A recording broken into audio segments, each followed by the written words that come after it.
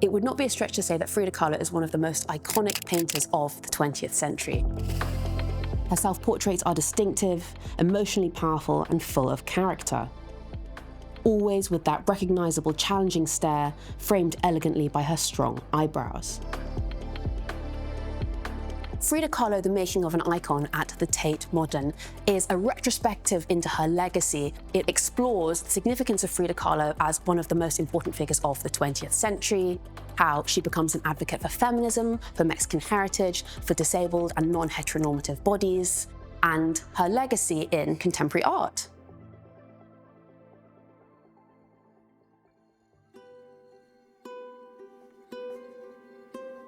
Frida Kahlo was born in Mexico City in 1907.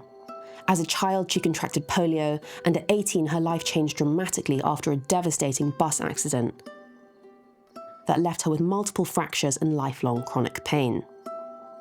While recovering at home, she began painting using an easel specially adapted so she could work in bed. She later considered this period of her life to be a kind of second birth, the birth of Frida, the artist.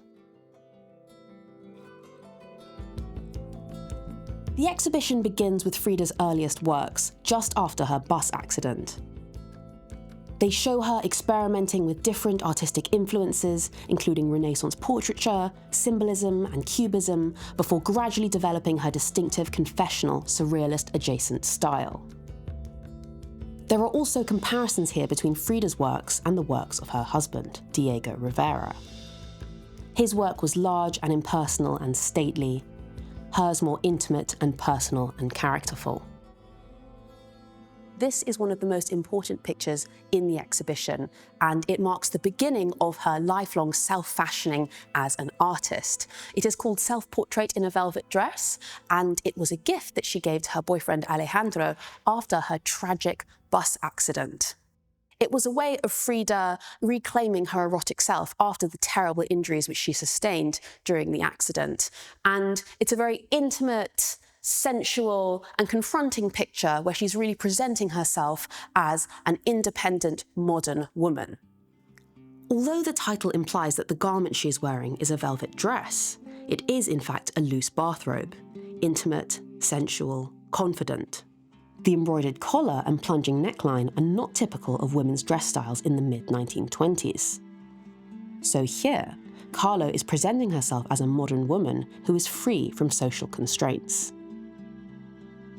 The other key feature of Kahlo's art is her approach to symbolism. This is another early painting by Frida Kahlo. This is Portrait of Miguel N. Lira. It was painted in 1927, and while Frida herself was dissatisfied with the outcome of this painting, it's very important in seeing how she begins to engage with the ideals of symbolism and possibly surrealism. Here, Kahlo depicts Lira surrounded by symbols related to his life and work. The lyre, lira in Spanish, references his name. The word you, tú, in Spanish, and the yellow guava fruit relate to Lira's first two books of poems. Some of the other symbols in the image, including the doll and the angel, have no conclusive meaning, and it's up to the viewer's interpretation. Lira here is surrounded by symbols from his life and work, and it shows how Frida Kahlo is moving towards surrealism, with which she later becomes associated. The exhibition moves on and begins to focus on photography, making the point that Frida was uniquely engaged with photographic mediums, unusually so for artists of her period. Throughout her life, she was photographed by friends, professional photographers, and visitors, and these images became crucial in self-fashioning her public image. Long before social media, Frida recognized the power of photography in creating an artistic persona. If she was alive today, would she be an influencer? The early portraits show her distinctive character emerging. She's already experimenting with identity and gender. Later, she finds her look, the elaborate Tehuana dresses, heavy jewellery, and flowers woven into braided hair. Her appearance becomes an extension of her art. Clothing was a key avenue through which Frida constructed her public identity. Around 1934, Kahlo adopted the clothing of the Zapotec women, who came from a region in the south of Mexico. The short rectangular blouse has indigenous roots, but the long skirt with white lace flounce, adopted by the Zapotec in the 19th century, is of European origins. Modern artists like Diego Rivera believed that indigenous Mexican matriarchal culture represented an idyllic Mexican past. Kahlo, in choosing this costume over the modern clothes she wore in the late 1920s, began to align her identity with her mother's indigenous Mexican and Spanish heritage rather than her father's European Germanic origins. Because this costume becomes part of Frida's self-mythology, it continues to recur throughout her later paintings, and she adopts it as a personal motif. So one of the key themes in this exhibition is Frida Kahlo's self-fashioning. And in her earlier portraits, she tends to have her hair braided in a traditional Mexican hairstyle. However, in this later portrait, she has her hair loose. And this signifies a much more personal and intimate approach to self-portraiture. The work includes an inscription that tells us how she paints her self-portraits by looking in the mirror. The scroll which you see here at the bottom of the image is a reference to the traditional Mexican practice of ex votos, which is when you have a caption at the bottom of the image.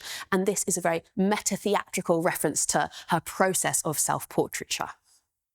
The backdrop looks like the volcanic terrain of El Pedregal on the outskirts of Mexico City, where Kahlo and Rivera would later build a museum to house Rivera's collection of pre-16th century artifacts. Kahlo's proud identifying with her Mexican indigenous origins attracted the attention of contemporary surrealist painters. While it is plain to see that her work possesses similarly jarring and strange imagery that one would expect to find in the work of the surrealist, it is also clear that the symbols she incorporates always emerge from her real life. All of these things say something about Frida's life in a way that the seemingly random imagery of surrealism does not.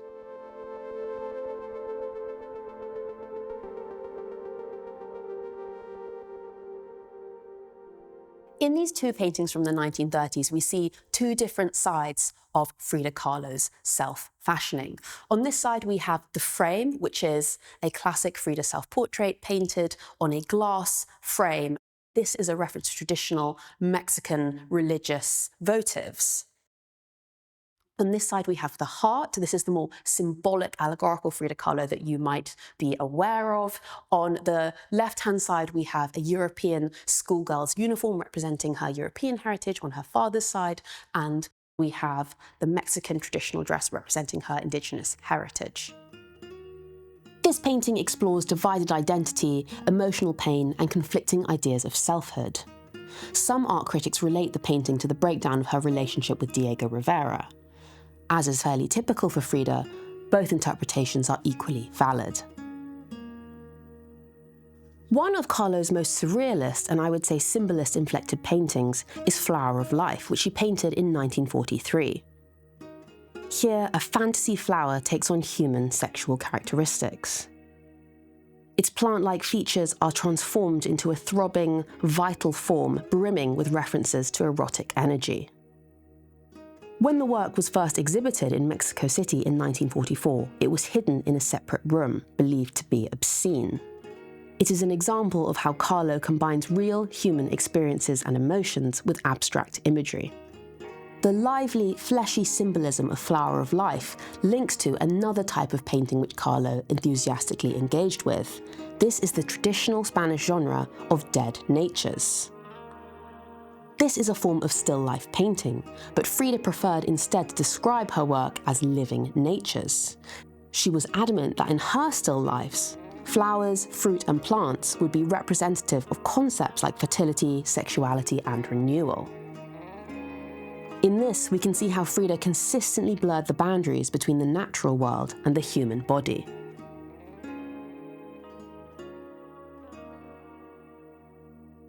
If there's one painting that's really central to this exhibition, it's this one, Self-Portrait with Thorn Necklace and Hummingbird. In this picture, we have Frida beset by a verdant background. She's surrounded by plants and animals, and she's staring confrontingly into the viewer's eyes. Here, Frida is gazing directly at the viewer with an extraordinary calm. She is wearing a necklace of thorns, recalling the biblical crown worn by Christ. It is cutting into her neck and she is bleeding. Hanging from this necklace is a dead hummingbird. This symbolizes in Aztec mythology rebirth. Moreover, in Mexican folk belief, the hummingbird could also represent good fortune in love, and this could possibly link to her relationship with Rivera. Around her, she is surrounded by monkeys, cats, butterflies, and dense tropical foliage, all elements of the living nature genre, and each of these carry symbolic associations with life, death, and transformation in various folkloric traditions. This is an image of Frida's mature self-fashioning. She is confidently aligning herself with Christ, with martyrdom, but also with things unique to her, her status as a woman, as Mexican heritage, and also her disability. In addition to still life and self-portraiture, Kahlo also occasionally engaged in other forms of painting. One example is a very unusual work called The Suicide of Dorothy Hale. This is a picture of an American actress who committed suicide in 1938 by jumping off the top window of her luxury apartment suite in New York. The painting is shocking and controversial, and it depicts the details of every step of Hale's suicide.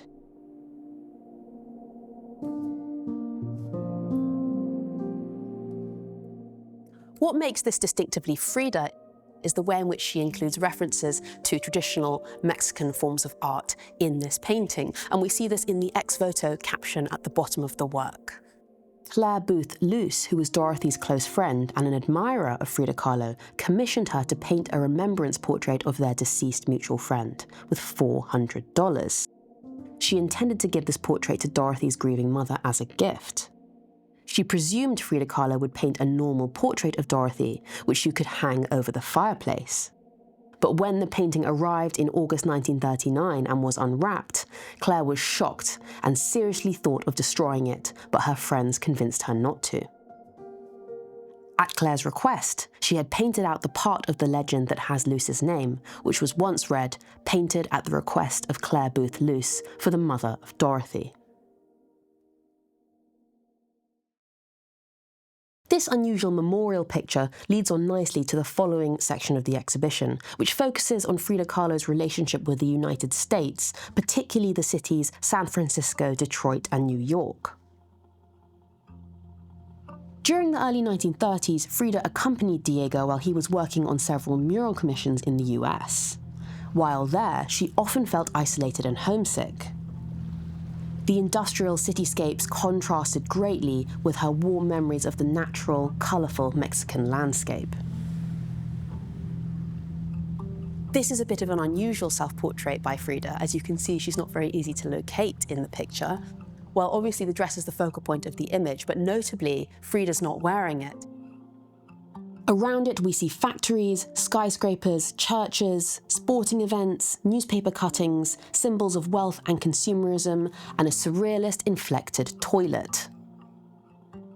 The composition is deliberately crowded and unsettling, and the empty dress at the centre of it suggests that Frida herself is absent from this place.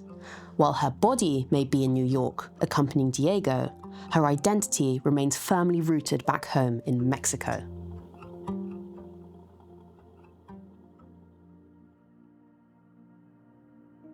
Her dualistic approach to Mexican and European identity, combined with her criticism of American consumer culture, meant that her work had a profound influence on the Chicano movement in the United States during the 1970s. This was a group of Mexican-American artists who campaigned for civil rights and greater recognition of their cultural heritage. Rather than seeing Frida simply as a victim of illness or heartbreak, they celebrated her as a proud Mexican indigenous woman who remained deeply connected to her roots despite living between two cultures. But Frida's iconic status as a political figure is not just about cultural identity. It also relates to gender, disabled bodies, and feminism. The latter section of the exhibition begins to look at how Frida's work becomes adopted by identity politics and feminist movements in the 1970s and 80s, beginning to deal more with Frida's broader legacy than any one painted masterpiece. One very powerful example of this is her lithograph, Frida and the Miscarriage. The print traces the development of a pregnancy from fertilization all the way through to the growth of the fetus. It is a direct and remarkable presentation of the experience of miscarriage. While today this kind of image might seem quite familiar, at the time it was highly unusual and shocking. Paradoxically, while this is a deeply personal work, it also has a strikingly analytical quality. It belies how Frida had earlier trained to become a doctor before pivoting to become an artist. Frida, though unique and groundbreaking, was not standalone. Other 20th century artists challenged conventional ideas of gender and personal identity, exploring themes like self-mythology, androgyny, and performance. In the final part of the exhibition, we can see how many modern artists reinterpret these ideas and relate it to the contemporary world. Frida's posthumous influence is seen alongside some of the last pieces that she made in her artistic life. The way in which the exhibition signifies the end of Frida's life, but not her legacy, is with this final major self-portrait with Dr. Juan Farril. As Frida's health declined in the latter part of her life, her work became more vulnerable, confessional, and conversely, more persevering. She depicts herself seated in a wheelchair inside her studio at the Casa Azul, holding her brushes while painting a portrait of her surgeon. Really, this is an image of defiance and resilience. Even though Frida is wheelchair-bound, she's been subjected to all these surgeries, she has blood dripping from her paintbrush, she is still firmly staring at the viewer, confronting them with her powerfully emotive gaze. Even later images from Frida's diary from around 1 year before her death are more confronting. In Appearances Can Be Deceiving and The Dove Was Mistaken, we can see that her health had continued to deteriorate dramatically. Frida underwent the amputation of her right leg, and in these diary drawings, we can see how she is reimagining her own body in different forms, fragmented, altered, resilient, but also ultimately falling apart.